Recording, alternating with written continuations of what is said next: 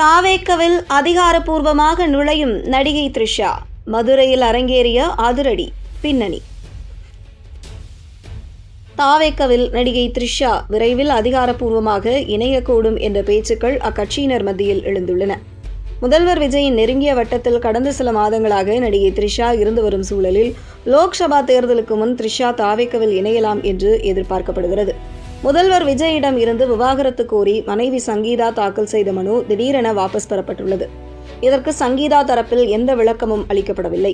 இதனால் தாவேக்கவினர் உற்சாகம் அடைந்துள்ளனர். ஏனென்றால் விஜயின் விவாகரத்து வழக்கு தாவேக்கவினருக்கு சோகத்தை ஏற்படுத்தியிருந்தது. தற்போது அதுவும் சரியாகிவிட்டதாக பேசி வருகின்றனர்.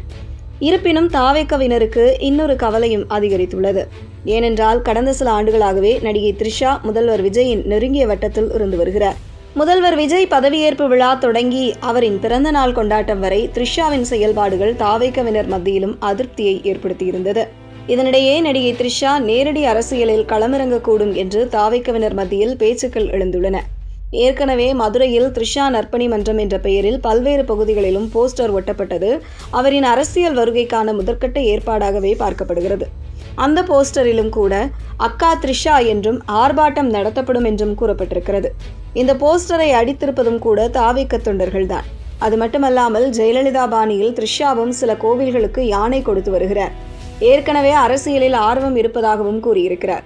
தற்போது தமிழக அரசியலில் த்ரிஷாவின் பெயரும் அதிகமாகவே உச்சரிக்கப்பட்டு வருகிறது. இதனால் லோக்சபா தேர்தலுக்கு முன்பாக த்ரிஷா தாவேக்கவில் அதிகாரப்பூர்வமாக இணையக்கூடும் என்றும் சொல்லப்படுகிறது.